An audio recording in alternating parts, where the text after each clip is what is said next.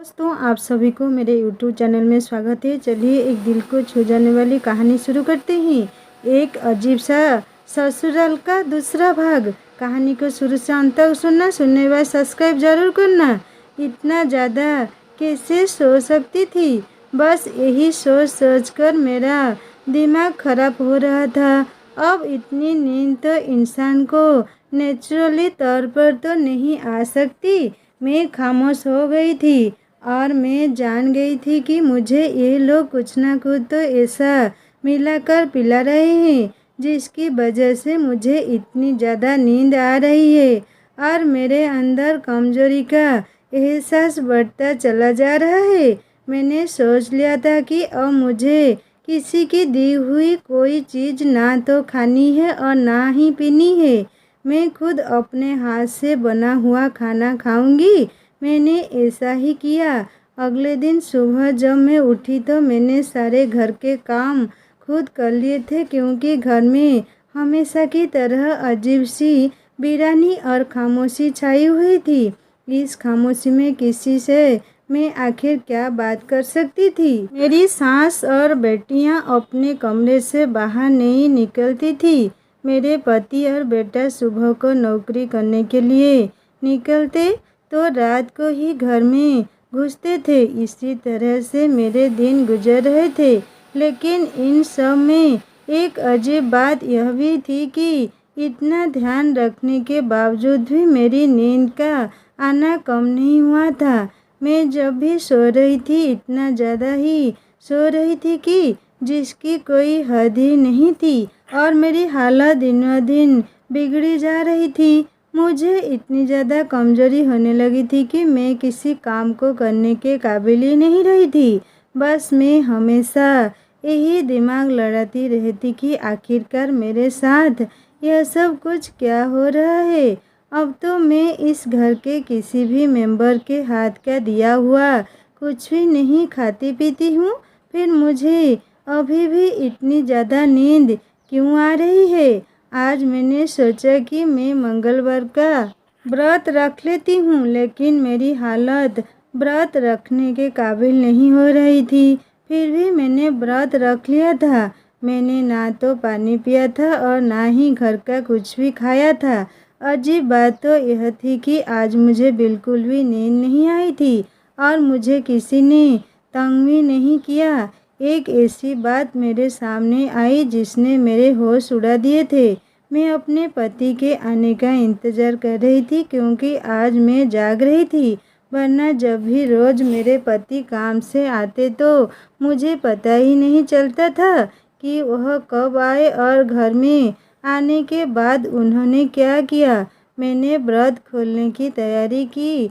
अपने पति के आने से पहले मैंने अच्छे कपड़े पहन लिए और मैं अच्छी तरह से तैयार हो गई। मैं बिल्कुल रेडी होकर दरवाजे के पास ही खड़ी अपने पति का इंतज़ार कर रही थी। तभी अचानक से मुझे किसी काम की याद आ गई और मैं वापस अपने कमरे में आ गई। इतनी देर में मेरे पति घर के दरवाजे से अंदर दाखिल हुए और अंदर आते ही उनकी दोनों बेटियां और माँ ने उनको घेर लिया और उन्हें दूसरे कमरे में ले गई। मैं हैरान थी कि वह मुझसे बात करने की बजाय अपनी बेटियों के कमरे में क्यों चले गए थे। मैं उनकी बेटियों के कमरे के दरवाजे के पास जाकर खड़ी हो गई। कमरे के अंदर मेरे पति अपनी बेटी और माँ के साथ मौजूद थे। मैंने दरवाजे को ज़ोर ज़ोर से बजाना शुरू कर दिया था, पर दरवाज़ा नहीं खुला। कुछ देर तक मैं जब ऐसे ही दरवाज़ा बजाती रही तो मेरा पति गुस्से से दरवाज़ा खोलता हुआ कमरे से बाहर निकला। उनकी आंखों में मुझे गुस्सा साफ नज़र आ रहा था। वह मुझे देखते ही कहने लगे, पागल हो गई हो क्या? इतनी ज़ोर ज़ोर से दरवाज़ा क्यों बजा रही हो? मैंने तुम्हें मना किया था ना कि तुम अपने कमरे से ज़्यादा बाहर मत निकला करो। तुम यहाँ पर क्या कर रहे हो? मैंने अपने पति से कहा, यह घर मेरा भी तो है। मैं इस घर के कमरे के अंदर ही क्यों रहूं? मेरे पति कहने लगे, बकवास बंद करो और अपने कमरे में जाओ। मैंने कहा, मुझे भी आप लोगों के साथ कमरे में बैठकर बातें करनी है। मेरे पति ने कहा, यह कमरा मेरी बेटियों का है और इस टाइम मैं अपनी माँ और बेटियों के साथ बातें करता हूँ।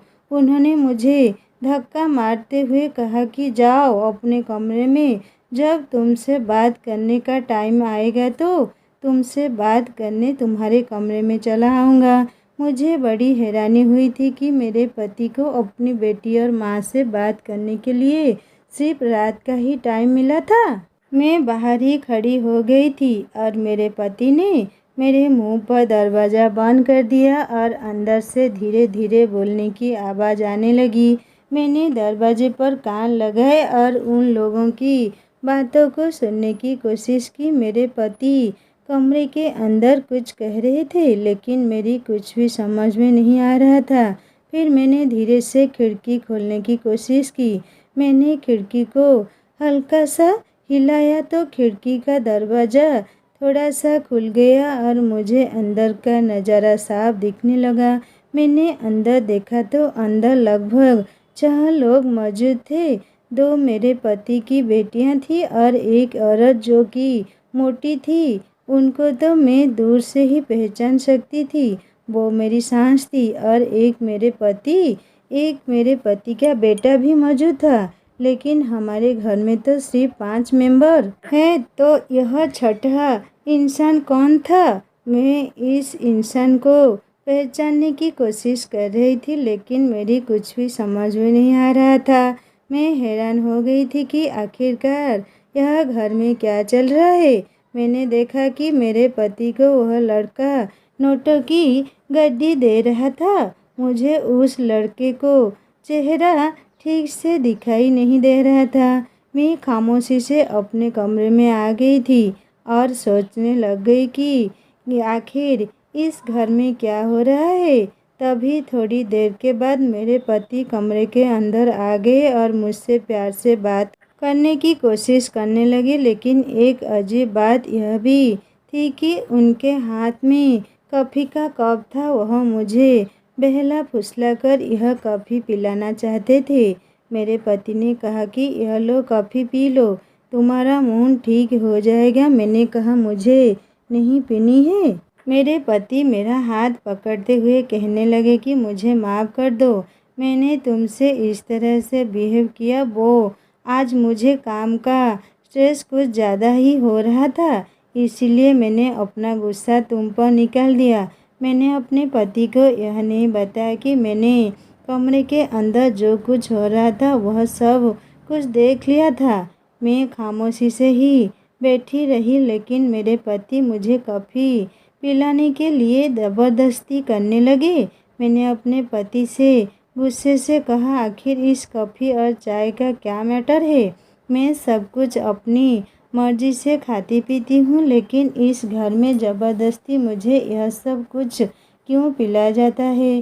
कहीं ऐसा तो नहीं कि इस कॉफ़ी में कुछ ऐसा मिला हुआ है जिससे आप मुझे बेहोश करना चाहते हैं या फिर मारना चाहते हैं? मेरे पति ने कहा कि तुम पागल हो गई हो, मुझे तुम्हारी फिक्र है, इसलिए मैं तुम्हारे लिए कॉफ़ी लेकर आया हूँ। भला मैं तुम्हें बेहोश क्यों करना चाहूँगा? तुम घर के कामों पर ध्यान दो। वैसे भी घर के कामों के लिए एक नौकरानी ज़रूरत है। तुम कल से घर के सारे काम करोगी। तुम्हें ज़्यादा फ्री रहने की आदत हो गई है, इसीलिए तुम्हारे दिमाग में उल्टे सीधे ख्याल आने लग जाते हैं। मैं समझी थी कि मेरे पति शायद मुझे धमकाने के लिए सब कुछ कह रहे हैं, लेकिन फिर उन्होंने कहा कि तुम मुझे मजबूर करती हो ऐसी बातें करने पर। मैं तो तुमसे बहुत प्यार करता हूँ। मुझे पता है आज तुमने व्रत रखा हुआ है, मैं इसीलिए तुम्हारे लिए कॉफ़ी बनाकर लाया था, लेकिन तुमने मुझे नाराज़ कर दिया और मैं तुमसे बात नहीं करूँगा। अपने पति की इतनी प्यारी बात सुनकर मेरा दिल नरम हो गया था और मैंने उनके हाथ से कॉफ़ी का कप ले लिया और कहा कि आप परेशान मत हो, मैं यह कॉफ़ी पी लेती हूँ। मेरी यह बात सुनकर मेरे पति बहुत खुश हो गए, लेकिन यह मेरी सबसे बड़ी गलती थी। मैंने जैसे ही कॉफ़ी पी उसके बाद मुझे अजीब सा नशा चलने लगा और फिर से मैं बेहोश हो गई। उसके बाद फिर मेरे साथ वही हुआ जैसा बार बार होता आया था। मैं अपने पति की बातों में आ गई थी। ज़रूर अब तो कुछ ना कुछ गड़बड़ थी। मुझे अब गड़बड़ का एहसास होने लगा था। सुबह मेरी आंख अगले दिन 9 बजे खुली। मेरे पेट में बहुत दर्द हो रहा था और मेरा सर बहुत भारी भारी हो रहा था। अगले दिन जब मैं अपने कमरे से बाहर निकली तो मैं खामोश रही। मेरे पति काम पर जा चुके थे। मेरी सास ने मुझे घर के सारे काम करने के लिए कहा। उन्होंने कहा कि बहू, अब तुम्हारी शादी को काफ़ी दिन हो गए। मैं चाहती हूँ कि अब घर की सारी जिम्मेदारी तुम अपने कंधों पर ले लो। मुझे घर के काम करने में कोई इतरा नहीं था, इसीलिए मैं खामोशी से सब कुछ करने लगी। मेरे पति की दोनों बेटियां जवान थी, लेकिन वह घर के किसी काम को हाथ नहीं लगाती थी और मेरी सास भी एक तरफ को बैठकर सिर्फ पान खाती रहती थी और उनकी नज़र मुझ पर ही रहती थी। मुझे यह औरत शुरू से ही बड़ी अजीब लगी थी। इसे देखकर कहीं से भी नहीं लगता था कि यह मेरे पति की माँ है। एक दिन मैं कपड़े धो रही थी। मैंने देखा कि मेरे पति का बेटा मुझे बड़ी अजीब अजीब नज़रों से घूर रहा था। उसको देखकर मुझे बहुत अजीब लगा, इसीलिए मैंने अपने पेट को साड़ी से ढक लिया। आज मेरे पति के बेटे की छुट्टी थी और वह घर में ही मौजूद था। मैं किचन में खाना बना रही थी और मुझे एहसास हुआ कि जैसे किसी का हाथ मेरी कमर पर है। मैं घबराकर जैसे ही पीछे पलटी तो मैंने देखा कि मेरे पति का बेटा खड़ा हुआ था। वह मुझे देखते ही घबरा गया। उसके चेहरे का रंग उड़ गया था। मैंने कहा, तुम्हें क्या चाहिए और यह तुम कैसी हरकतें कर रही हो? वह कहने लगा, मम्मी, मैं तो कुछ भी नहीं कर रहा। मुझे एक गिलास पानी चाहिए और इसीलिए मैं किचन में आया था। मैं जा रहा हूँ। यह कहकर वह किचन से बाहर चला गया। मेरा तो शरीर पूरी तरह से कांप रहा था। ना जाने इस घर का माहौल कैसा था। मेरे पति की बेटियां भी अजीब अजीब तरह के कपड़े पहनती थी।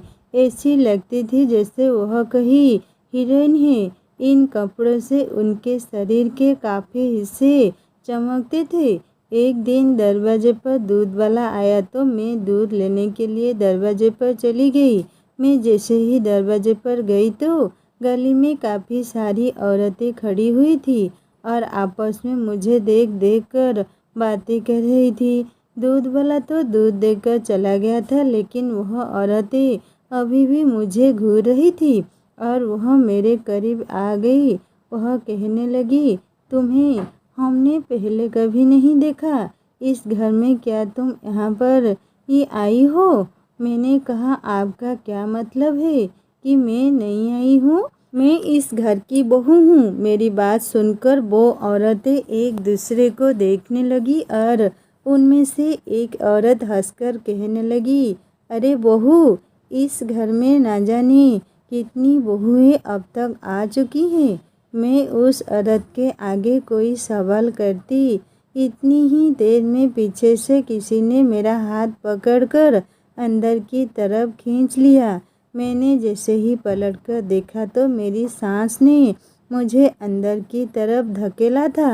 मेरे हाथ से दूध का बर्तन गिरने से बच गया था, जबकि थोड़ा सा दूध फर्श पर गिर गया था। मेरी सास ने जल्दी से दरवाज़ा बंद किया और अंदर से दरवाजे को कुंडी लगा दी और वो मुझे घूरते हुए डांटने लगी। कहने लगी, मेरे बेटे ने तुझसे कितनी बार मना किया है कि ज़्यादा इधर उधर ताक झांक करने की ज़रूरत नहीं है।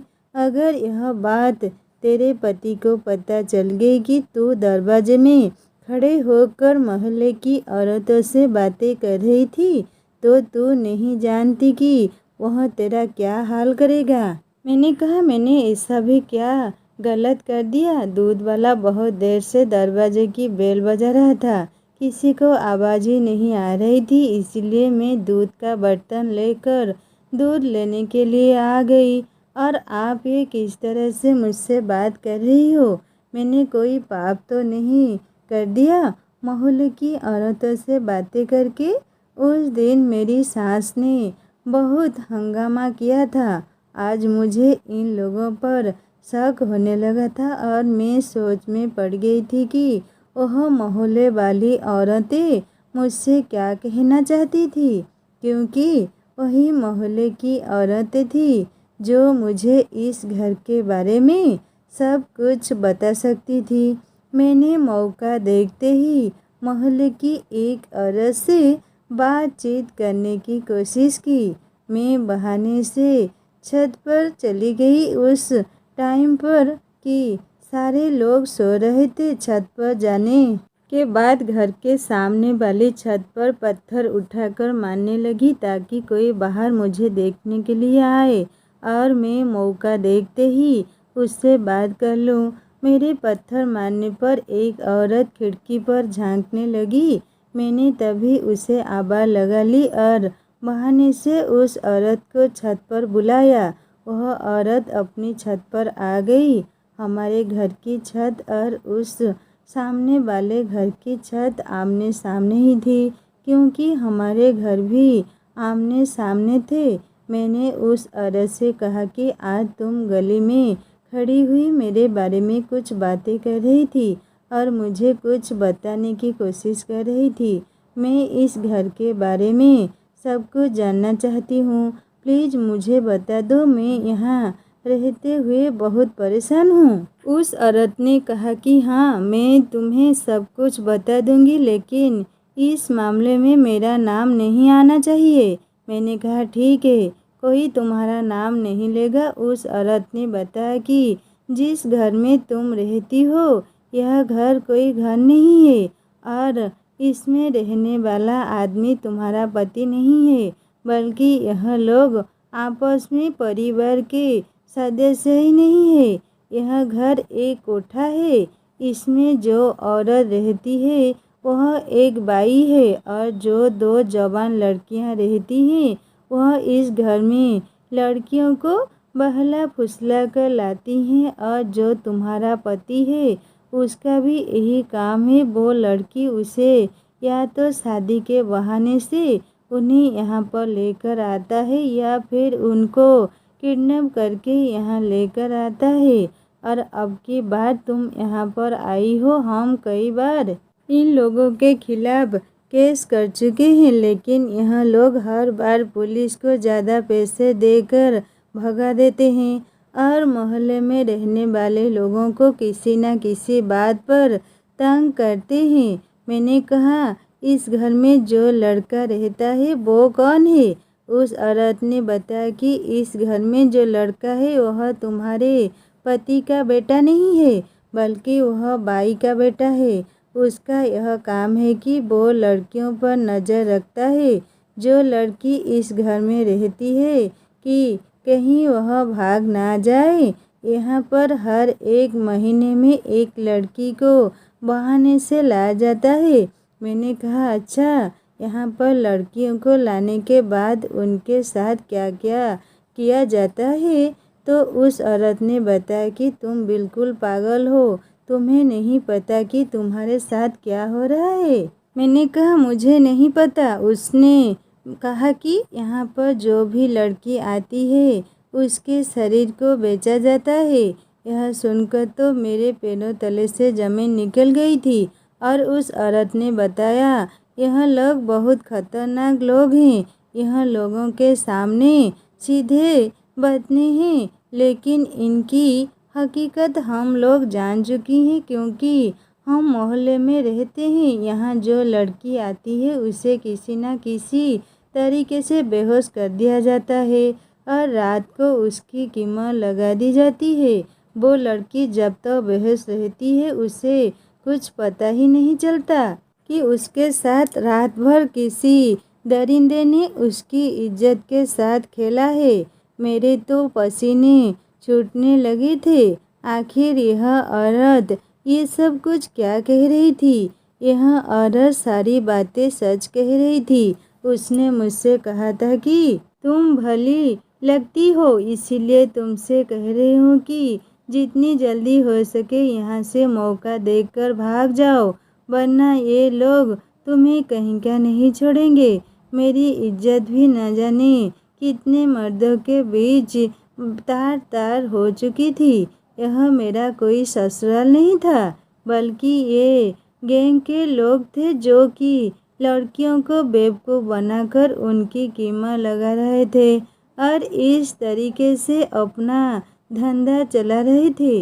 वो औरत मुझसे कुछ देर बात करने के बाद अपने घर में चली गई थी और मैं सोचती रह गई थी कि मैं क्या करूं। मैंने ठान लिया था कि अब यह सब कुछ नहीं सह सकती। मैं अपने कमरे में चली गई और जाने के बाद मैंने अपने पति का फ़ोन चुपचाप उठाया और पुलिस को कॉल लगा दी। पुलिस को मैंने अपनी सारी बात बता दी थी। मुझे पता था कि मेरे साथ इतने दिनों से यह सब कुछ जो हो रहा है, उस हिसाब से ये लोग अगले दिन भी मेरे साथ वही सब कुछ करेंगे। मैं इन लोगों को रंगे हाथों पकड़वा चाहती थी। इसीलिए अगले दिन जैसे ही मेरे पति ने मेरे आगे कॉफ़ी का कप रखा, तो मैंने प्यार से उनके हाथ से कॉफ़ी ले ली और अपने पति से ऐसे रिएक्ट करने लगी जैसे मैं कॉफ़ी पी रही हूँ। मैंने उस कॉफ़ी को अपने पति का ध्यान हटते ही बेड के पीछे फेंक दिया था और थोड़ी देर के बाद मैं सोने का नाटक करने लगी।